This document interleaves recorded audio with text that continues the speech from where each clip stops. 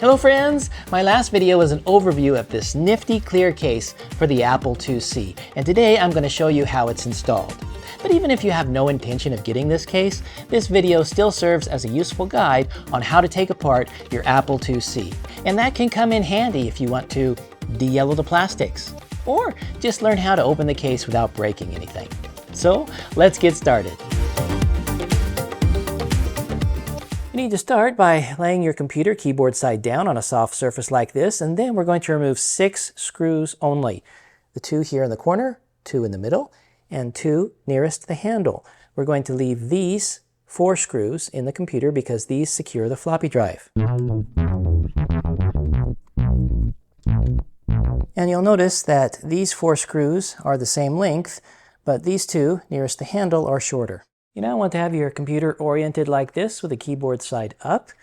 And then we're going to extend the handle so it's raised up in the back, like it normally would sit. And then we're going to use the fabulous technique taught to us by Javier Rivera.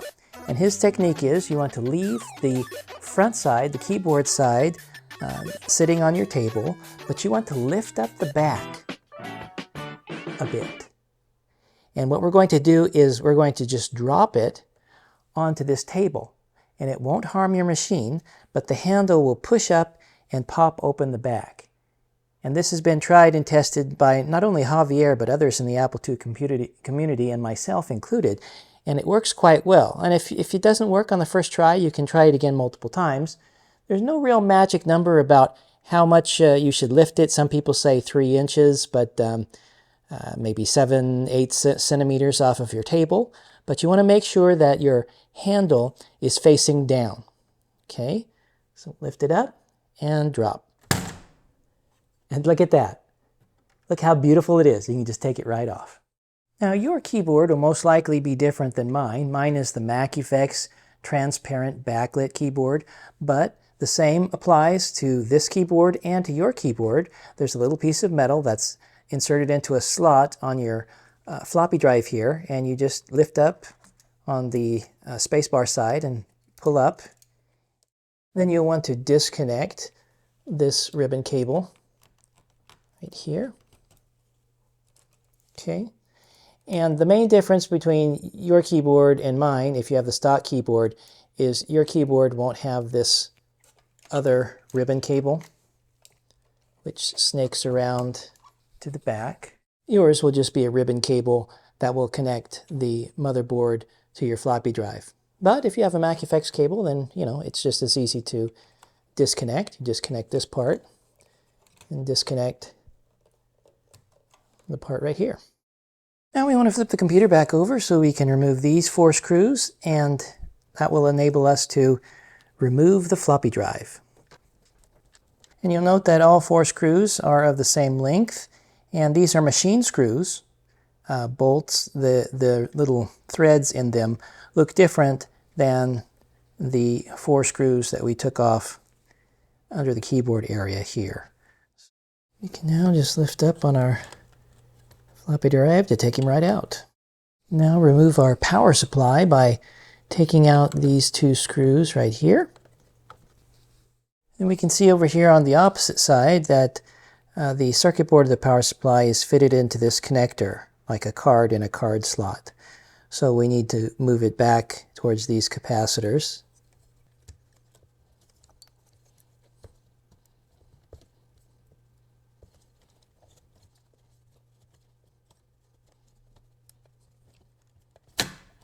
And there we go.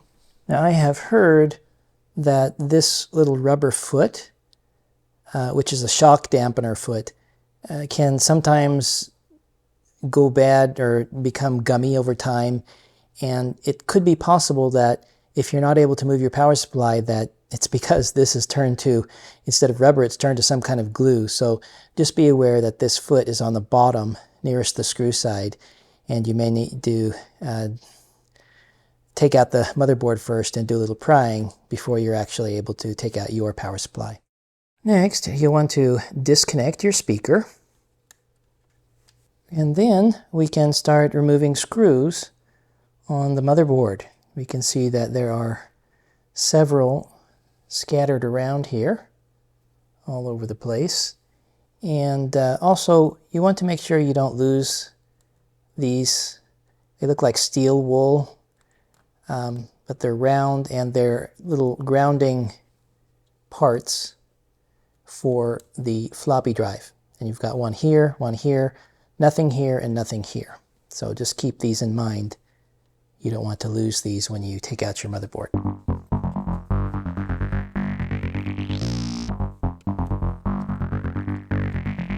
So 9 screws total.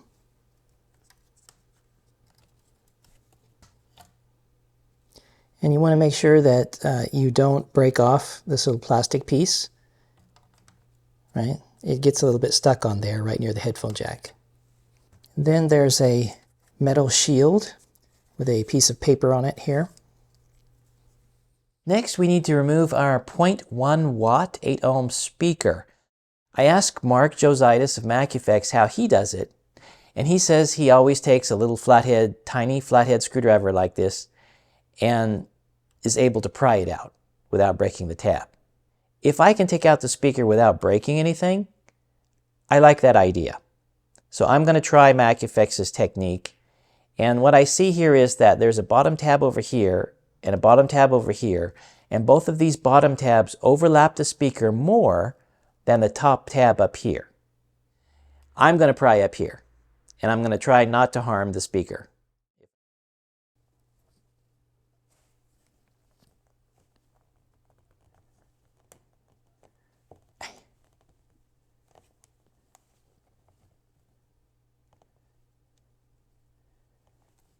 He's starting to come out. Oh. I got him out, and I didn't break anything. And I didn't damage the speaker either. Now it's time to take apart the case. And by the way, I just realized my camera was set on 1080p mode instead of 4K, but I've switched that, so all the footage you'll see from here on out will have better clarity. You will remember that when we opened the 2C, the trick that Javier Rivera taught us was to lift it up in the back and drop it on the handle. And the reason that works is because there's weight inside.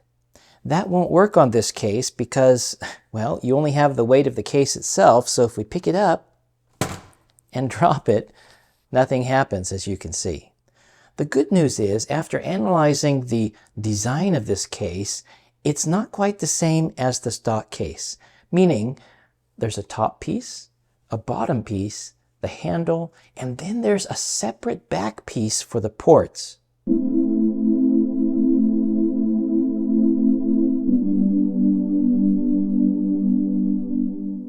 And this lends itself, in my opinion, to being able to open it more easily from the back. So that's what I'm going to show you. Now it seems like I can pull up on these two pieces, right? The side piece and this piece, and then we can get a little gap here. And I also have a plastic tool that can help with prying a little bit, but you can see it's already come out right here. And then you can see it's already starting to pop back, right? This piece starting to pop back here, and it popped off. So now with the back panel off, we can focus on this part. See if we can just pop him open here. Yes, that worked. We can now take out our handle. Now, I do see this little piece here popped out of the hole here, and there's a similar piece on this side. So I'll come back to that later once I get the top off. And the good news is that once the back is opened up, you can just easily take off the top. Now here is that metal piece. It's made of metal, and it's supposed to go right down in here like so. Seems like these two pieces of these dots, I guess, is where the factory tried to melt it and wasn't melted quite enough to keep it in there, but you can see that it protrudes out a little bit from this edge here. And apparently I spoke to MacEffects about it. I said, what's the purpose of that little guy? And Mark said that it is supposed to keep the handle secure so it doesn't flap around inside there. It's not going to move horizontally like this. It's for more handle stability, basically. It could be that yours could pop out as well. So once the handle is in there, then it's going to apply pressure on it and keep it in there. I suppose if you're worried, you could put a little glue on it, but you wouldn't want to put any hot glue or anything that's going to stick up, because the handle piece is going to rest on that. And so just make sure that both of your metal pieces are secured when you put the case back together. And we have the stock Apple top case showing the underside compared to the MacEffects case. And we see that they are both quite similar. Same piece of plastic here for the two push button switches. Overall, the shape is the same, except that this stock case has the port side connected. It's all molded in one piece, whereas MacEffects has the port side back piece separated. And they both have the same shaped handle. The feel of the stock handle is a little bit more rubbery and therefore a bit more grippy. This is smooth to the touch, but yet very grippy. It's hard to describe. I don't want to say it's rubbery because it's not quite exactly rubbery, but yet at the same time it feels a little bit rubbery. It's hard to explain. And the overall weight and strength when I put them in my hand is very similar. And I spoke to Mark Jositis about this, and he said it took quite some time to perfect this particular handle to make sure they got it right. But I examined it closely and they did an excellent job on it. We also see that there are two metal pieces here, and these are included with the MacEffects case, and I will show you in a moment close up on how we put those in. But the other, perhaps the most fundamental difference between these two cases is on the stock case, we have this dust guard that's very thin and it's semi-transparent and it's pasted, glued to the bottom by Apple. And there is no dust guard on the MacEffects case. There's no option for one, and that's because it's a transparent case. You want to be able to see on the inside, and pasting something on the bottom would mar the aesthetics and wouldn't let you have a good look inside. So that's why it's not included. And I spoke to Mark Jositis about this difference, and he agreed that without the dust guard, if you leave your computer open and exposed and not covered, then technically there would be more dust coming through, because there are these little slits, these heat vent slits, that would allow any dust and debris to come through. So that can't be helped. It's just something, maybe you'll have an LCD monitor sitting on the top covering up much of it, but probably not covering up the entire area. So the best way to avoid excess dust would just be cover the machining when you're not expected to use it for long periods of time. And that's really the best you can do. Now, of course, when the dust does get inside, there may be times that you want to blow out the dust or even open the case to do cleaning. And so when you compare the clear case to the stock case, yes, the clear case will allow more dust to get in. You'll have to do a little bit more cleaning overall if you don't keep your machine covered. So to install these little metal pieces, note that there's a flat side, which is what you're looking at now. And then on the reverse side, it sticks up. It's a little bit of a protrusion there. And the part that sticks up a bit, that's the bottom side. Okay, and then we just take it, and it's got a little cutout there. And we just take two fingers like so and push it in firmly. Then on the top side of the stock case, we see the Apple logo here. And on the MacEffects case, we see it has the appropriate cutout and a perfectly sized Apple logo.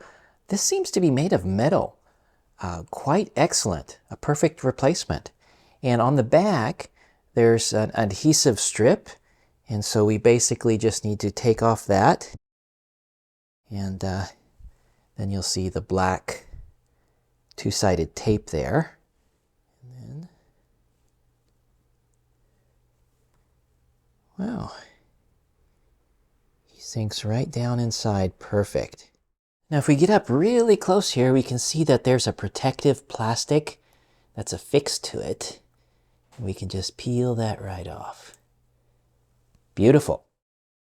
Comparing the bottom of the bottom side plastics, we see that they're pretty much identical. We just have a mold. Instead of a sticker, the information area is molded in here. There are slits in here, and this comes with a sticker, and there are no slits. And the orientation is like this. And then we have rubber feet at the corners there. And MacEffects includes 4 nice transparent feet. So I'll go ahead and install all of these for you.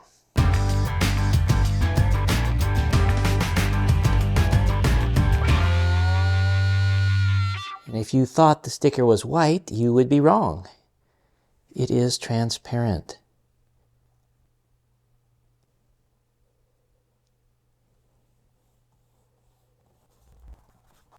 I'll need to rub it a little bit more to get all the little bubbles out, but it looks good. Now, it's edge to edge on the left and right, but there's a little bit of a gap on the top and bottom, so just keep that in mind. I thought I was centering it. It's a little bit up, but that's okay. It looks all right. And here's the flip side of the bottom case. Now, you'll note that on the stock case, you have this metal shield, and it has this piece of paper on it, and it fits in here like so.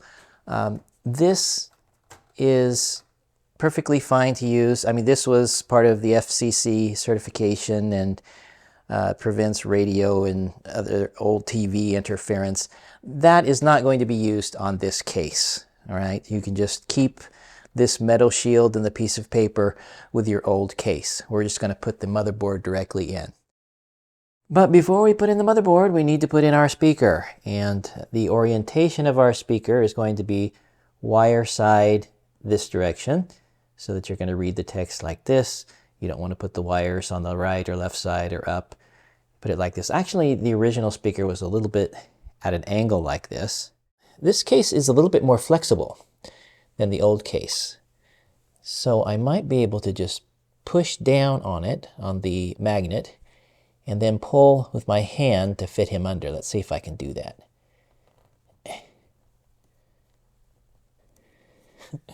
Well, seems a bit challenging to do that. Okay, I'm going to try him again. And this time I'm going to put a thin piece of plastic here. Maybe I can pry him under.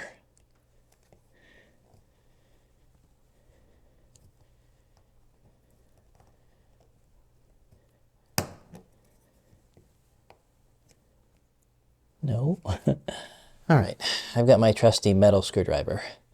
This will give me a little bit more leverage here. And see if I can... Oh! No. It's hard to see.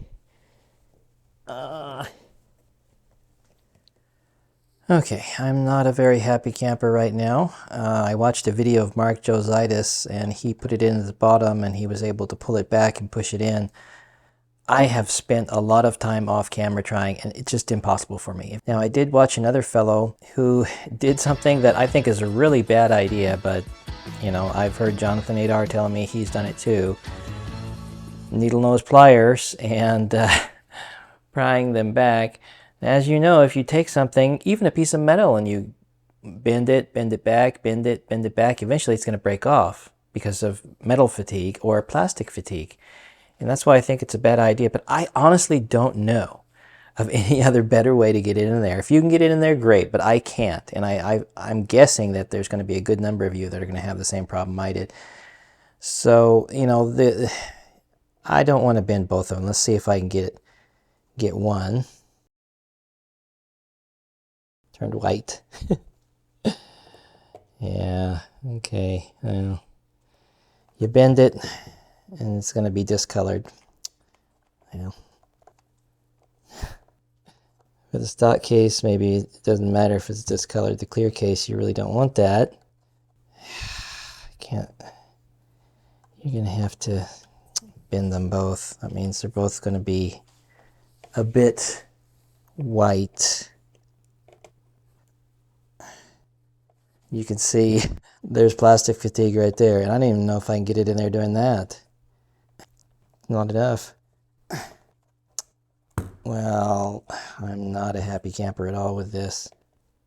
I'm going to end up breaking one of them off. It just feels that way. This is not a good idea, but this is the only way I can figure out how to possibly get him in there. It's still not going in. If I do it anymore, I just...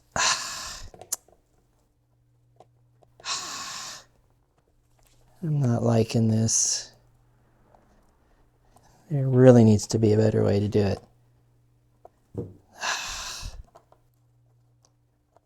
Well, I ended up bending them, but it's not... No. Oh, man. Well, I did more bending of them off camera, and they're cracked. Basically, they're useless.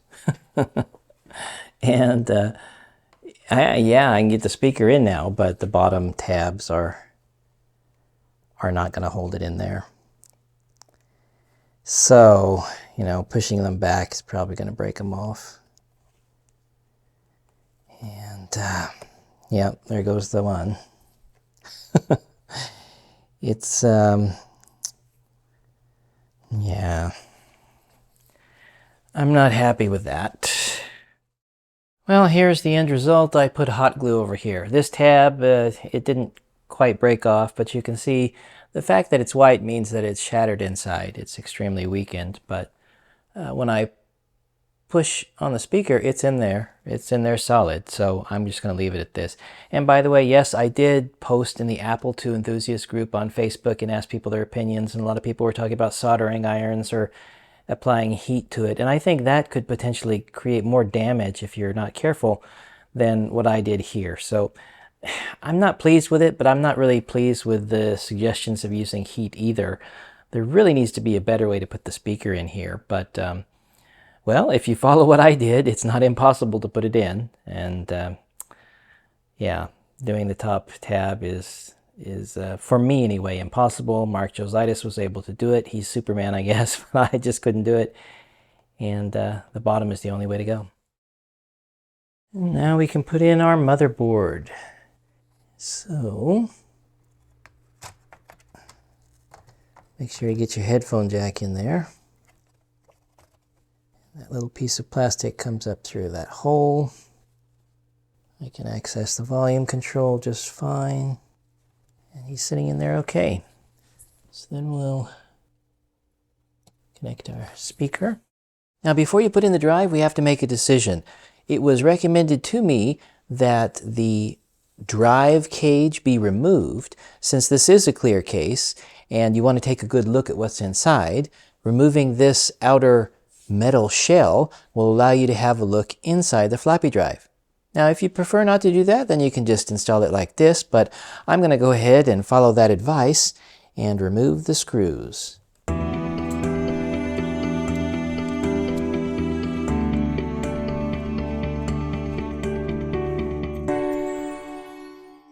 And the same can be done to your power supply. In this case, I've already pried it up, but there's, on my power supply anyway, there are different variations of it. I just needed to take a small flathead screwdriver and pry up on the sides of it. And there's little holes that you can see even before you start prying. And I was able to slowly pry it up, and then you can take it off. Now, mine isn't so beautiful. It also has this transparent sheet. You could leave it on there to keep dust from getting inside, but if you move your 2C around, it could flop around on the inside, so it's probably best you remove it too.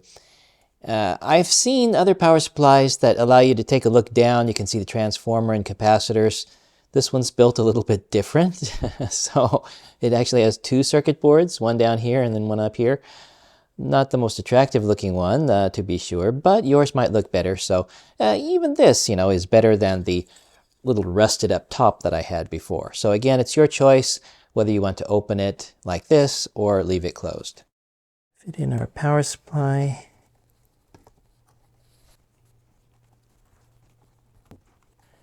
Don't forget your little steel wool guys. That's what they look like to me.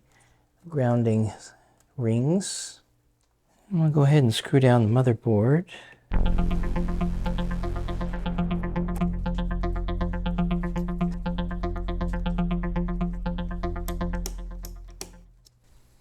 Put in our floppy drive. We can see this curved edge comes right up where it needs to go in the case. So we're ready to screw it down now. We can now put in our 4 machine screws.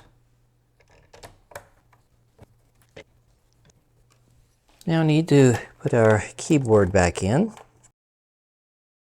In this case, there is no metal frame, so it's actually easier to make sure this little protruding tab sticks in the right spot. And then get my secondary cable snaked around. Go ahead and put in the bottom connector first. It's easier to see that way. And now that the metal drive cage is off, it's actually easier to put in this top connector. You can actually see the pins and the holes, so you don't shift it and connect it improperly. Very nice. And now to put on the top case, we want to start with this tab in the front. And of course, before you do that, you want to make sure there's no dust and other debris clinging to the underside, because this is a transparent case. There's my ribbon cable here. And don't snap it down in the back. Just make sure that it's, the seam is largely eliminated in the front. Now we want to lift up just very slightly so we can put in our handle. It doesn't matter which way you put it in. And then you want to make sure you get this protruding part up. It's not like this, it's like this. Interestingly enough, I just noticed that I only have 2 of the 3 tabs. It looks like this one was broken off. I reviewed my footage and it seems I didn't break it off when I took it off. It just never was there in the first place, but it's white, so it's like it was broken off. So, well, nothing I can say. All right, so we're just gonna have to figure out how to put him back in here. Now it seems like what we want to do is snap down both sides, and then we can put in our back panel. And I believe we should probably start over here on the power switch side to make sure we get him fitted in there. And then, can we just snap him in? Let's see.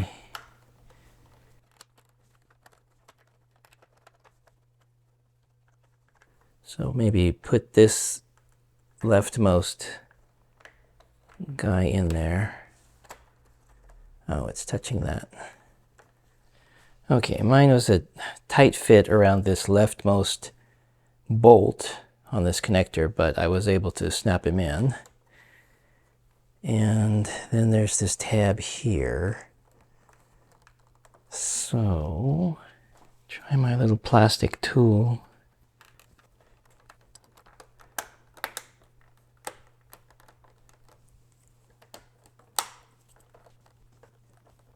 Seems like he's together now.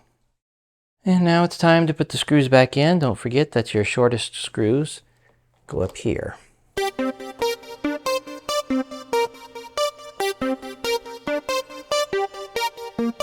And if you're wondering if I painstakingly rubbed out all the bubbles, no, I did not. Interestingly enough, I just left it overnight and all of the bubbles went away. Pretty neat. And here is the fully assembled clear case, showing the front view, the left side view, showing the volume control and headphone jack, the back view, and the right side floppy disk drive view. It's now time to power on and see how it looks. I'm first going to press the control key and then the 80/40 button. And then when I flip on power, the keyboard will be in my favorite mode, Rainbow Flow mode. So here we go. And look at that. Seems to be working great. I already had a floppy disk in there, so it's booting off that floppy right now. As we can see, it's the game Donkey Kong. Outstanding. Okay, so next what I'm going to do is I'm going to boot off a utility disk floppy so I can zoom in and let you see the head movement through the clear case. It's a little bit difficult to see because the head and the disk are both black, but at least you can see something, and I think it's still worth removing the metal drive cage. Now it's time to ponder the good and the not so good of this MacEffects Clear Case. But before I jump into that, I just want to say that if you're not into clear cases, it's pretty obvious that you're not going to buy one. But the upside is that this video does focus on how to properly tear down your Apple IIc all the way to the speaker and how to put it back together. And even though I did show how to put back this case together and not the stock case, they're pretty much the same, just the back panel comes off on this case and it doesn't come off on your stock case. So it's a little bit easier and faster to reassemble the stock case. And that's about it. So let's jump into the good. I have multiple points here, so I have my papers. Can't memorize it all, but basically the good, point number one, is I really like what I see. It looks very attractive to me, and you can tell I don't always like clear cases, but if they're done well, I like them, and I think this is done well. Of course, I can say that because it's really set off nicely by this MacEffects Mechanical Keyboard too. The keys are transparent, so it matches the case when it's completely turned off. And then when you turn on the backlight, just like you see here, you can see the light shine through. And you've got multiple modes, and I'm not going to show you that in the video, but you can have rainbow flow mode and single color mode and program any color you like, really. And it's pretty spectacular. MacEffects also has an opaque key version, and even if you don't buy that, if you just use your stock keyboard, unfortunately I don't have a stock opaque keyboard to show you, but I think it would probably look pretty decent. It's just that the clear keys look a little bit better. The downside to the clear keys is that the printing on the keys isn't very dark. So you might gripe about not being able to see the markings so well. But other than that, I think overall it looks very nice. And that's point number one. Now point number two, I would say that the design itself, other than the looks, but the actual design, MacEffects did a good job in trying to replicate the stock case. And except for the back side, remember we talked about that, the back side is a little bit different from the stock case in that this one comes off.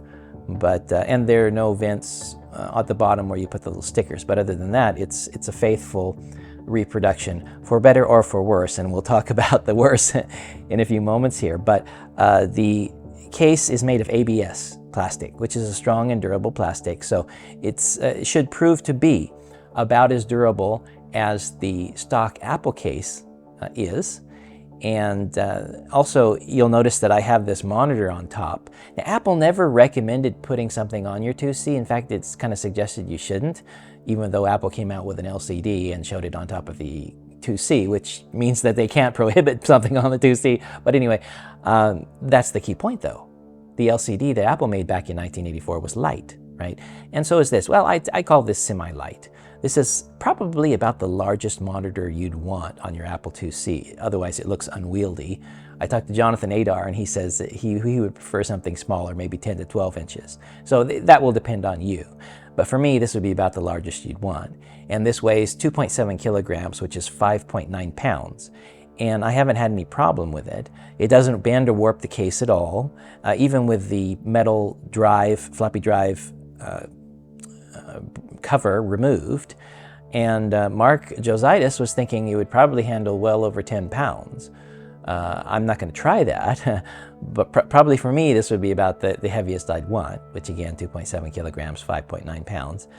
And even though it covers up a lot of the vents, and Apple in their documentation complains about that, you don't want to overheat your machine. I have not had any overheating problems.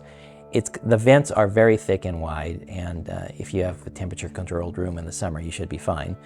But some people don't, maybe you have a stock monitor or something else.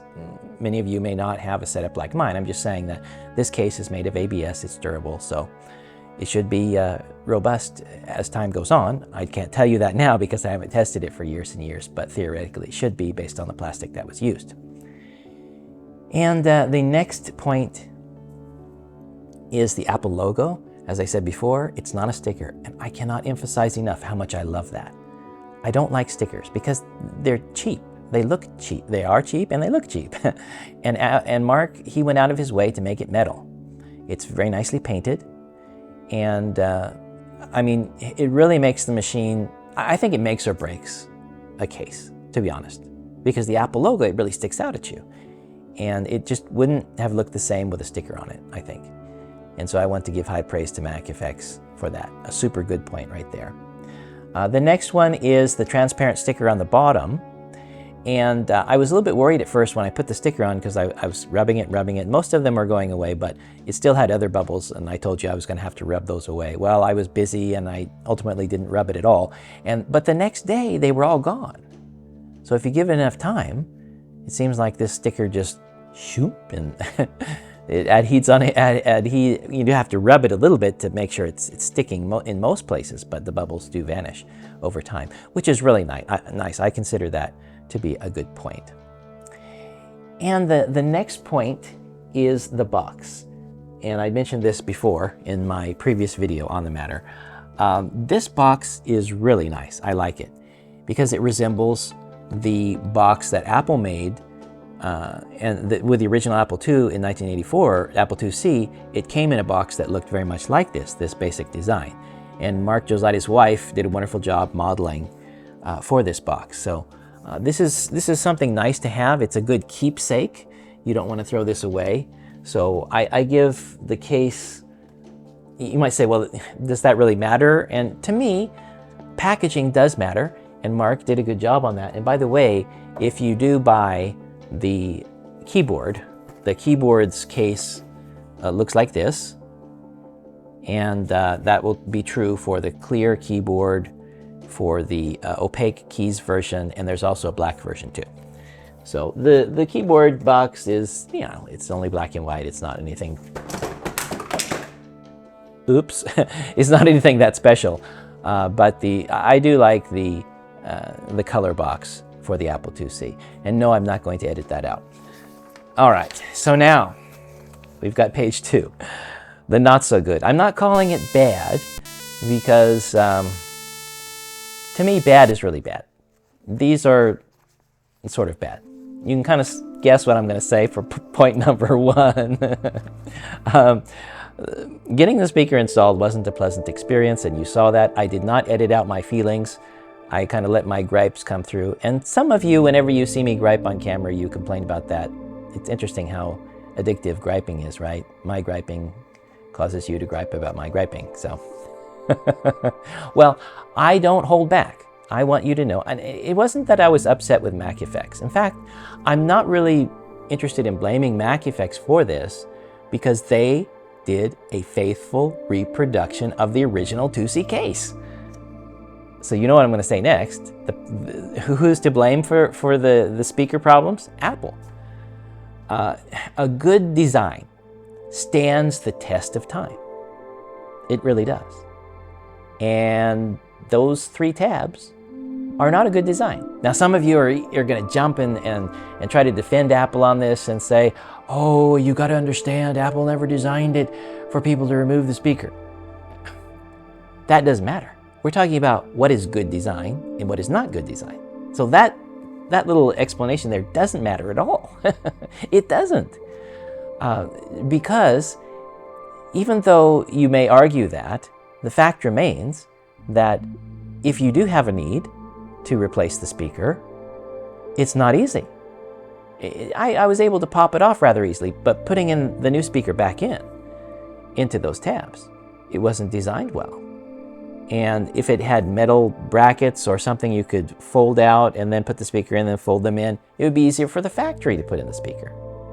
So it wouldn't just be easier on the consumer. Plus, what if you lay your IIc, you know, it's got vents right below the speaker, and what if you puncture your speaker? You need to replace it, you know? So there are reasons that Apple could have done it, but well, ultimately I blame Apple for that. And what it boils down to is this: you're basically going to have the same trouble I did when you get your speaker back in. The next not so good point is at least one of my little tabs on the back plate on the port side had broken off. It seems like it had broken off at the factory, because I went through my old footage and I didn't see myself breaking off one of the tabs, but I think it was broken off at the factory. But when I did the final assembly, then other tabs broke off, mostly in the center at the top. Thankfully, the most important tabs at the far right and far left did not break, and there was another tab or two that also did not break. And that keeps it on there. So even with the broken tabs, it is able to stay on there. And of course, when you plug in connectors, that further reinforces it. And even if I put on this LCD, it doesn't smash it down or pooch it out or anything like that. So it is on there. I did talk to Mark Jositis about that issue, though, and asked him about it. And he said that nobody to date had complained about broken tabs. So maybe it's just me, I don't know. But Mark did say that he would talk to the factory about strengthening the tabs. And he also mentioned that, you know, whenever you make something, and I know this firsthand, whenever you make something for the first time, you do find things that, areas that you can improve. And that is one of them. So strengthening the tabs. I also advised Mark to further advise the factory that once they do strengthen the tabs, they ought to do tests. They ought to open and close, not for every product, but, you know, just to see if their strengthening of the tabs was good enough, open and close the case 5 or 6 times. And if the tabs are still there and they're not bent and not ready to break off, then maybe they're okay. So, the point number 3 is more of a complex one. That's why I didn't label these as bad. It's just not so good. And that boils down to cost. So that's the thing. I mean, the cost of creating something fabulous like this in 2024 is not cheap. It costs a lot of money. And there was a Kickstarter too, and there was a lot of money that was raised to create this. But each case comes at a premium. And as you know, over the past year or so, prices have just skyrocketed, not only in the United States, but around the world. And so I think that has a little bit to do with it. But the price is $295, not including shipping. And that's a price that's not in everyone's budget, to be honest. I think whether it's palatable to you or not really depends on where you live. For me, I live in Japan and I get paid in Japanese yen, and currently the exchange rate is more than 150, more than that, more than 150 yen to the US dollar. And traditionally, the ideal is about 110. And there have been times when it was 100 to $1 or even stronger than $1. And yeah, for people outside the United States, if your currency is weak, it makes it even more challenging. But on top of that, you also have to consider that if you live outside the United States, you have to pay a lot more for shipping too. So you have to factor in all of those things when weighing the price. And I guess the value proposition to you depends on what your Apple IIc is worth to you. Usually you put your money where your heart is, right? And so you have to decide. I mean, family comes first. Come on. A lot of us don't want to admit it, but it really does. And so if there's other things that you need to spend, if you don't even have a job, you probably shouldn't even be in this hobby. But yeah, trying to decide if it's worth it or not, it comes down to the disposable income that you have, and how much value you put on sprucing up your machine. And believe me, there are many upgrades above and beyond just the case and the keyboard. Many more things that you can put inside, some of which I intend to show you in a future video. And that's exciting too. But I guess with everything in life, you just have to budget, right? You have to save your pennies, kind of like we did in high school. We wanted to save up for something. If you were a high schooler and you wanted a car, you were saving up for a used car. It's all the same, right? It's all the same, even when you get as old as we are. So I don't want to say it's too expensive, but I realize that for some people, the price is high. Now remember, that price, $295, does not include the price of the keyboard. So the keyboard is sold separately. And by the time you factor in the cost of the keyboard with the case, for this clear keyboard and case, you're talking more than $500. MacEffects is also going to release a black case with a black keyboard as a bundle, and that will be released at the same time this clear case will be released. I think on the website it says before the end of this month of November. But that will be $495, not including the shipping. So that's something to consider. And that brings this video to a close. Now, I would like to say a few other things. First of all, if you like my shirt, I kind of like my shirt. That's why I bought it. Go to 8-Bit Tees. Javier Rivera's 8-Bit Tees sells this and many more. He didn't pay me to say that. I bought the shirt. I like it. I'm happy to talk about things that I like, right? And so you can find it over there. I like my shirts a little bit baggy, so if you do too, probably buy one size larger than you think. But anyway, they have size charts over there, so you can check it out, but you can find that there. Also, be sure to leave me your opinions about this case, what you think, case, keyboard combination, and all that, down in the comments below. I read and reply to every comment, and I really want to hear back from you. And on that topic, if any of you have a better way to install the speaker, I can't stop thinking about it, but I talked to the folks over at the Apple II users group on Facebook before I made this video and got their opinions, and still, you know, you saw the trouble I had.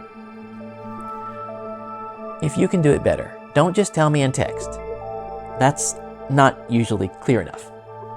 Please make a video. It's 2024, guys. I'm not a super guy.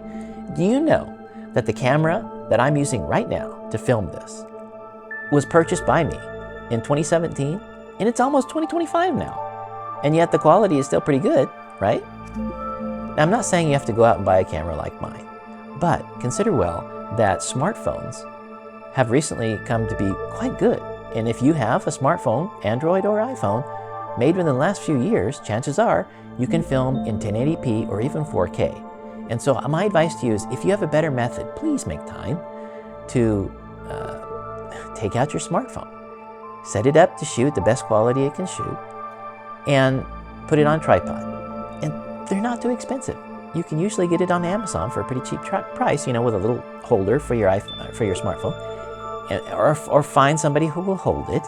But it's probably better to use a tripod, one that has legs long enough to make it sure it's at an angle to where your hand is not going to get in the way and it can be seen well. And that way you don't have camera shake.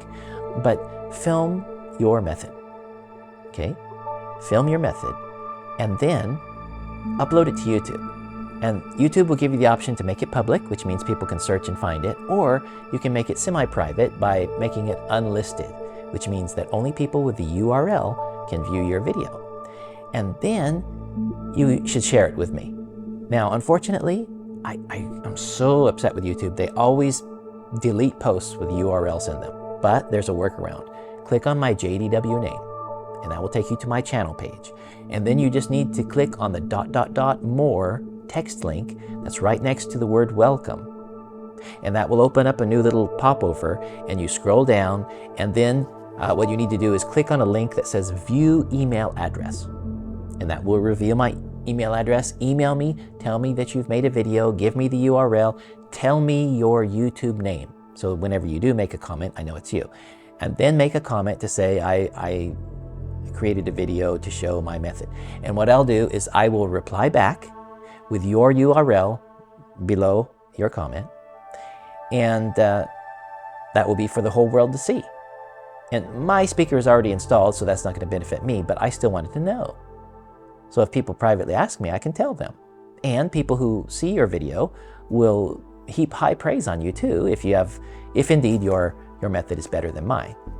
And if multiple people email me their videos, I'm going to post those, and whoever's method seems to be the best overall, what I'll do is I'll make that a pinned comment. And that's a comment that will be posted at the very top, no matter how many other comments are made. It's not a challenge or anything that I'm setting up here. I'm just saying that some of you have some really great ideas, and sometimes you share them in text form, and that's not always extremely helpful, but a video is. And I know it's easy for me to say it because I make a lot of videos, but honestly, folks, I'm not that brilliant of a guy. I think if I can make videos, you can too. So give it a shot, okay? So that's my request in this video. Now, if you like this video and what you saw today, maybe you don't care for the case, but you like the teardown and all that, please consider clicking on the like button. Please also subscribe and click on the bell icon if you'd like to see more content like this in the future. And speaking of future content, I hope and plan that my next video will be about this little guy here. This is the Mockingbird 4C, which is basically an audio card that's going to give you fabulous audio for games and music apps that are compatible with it. And there's a surprising number that are, and of course a long list that aren't, but I hope to do this. I purchased this from Ian Kim, who's based in Korea, a number of months ago, and I've not installed it yet. It also has speakers too that I'm not showing you now, but yeah, this is one I want to show you, and of course that will be a chance for me to open and close this case again, so you'll be able to see tab durability at that time. So more Apple IIc related content is coming, folks. Please know that. Thank you for watching today, and I wish all of you a wonderful week. Take care.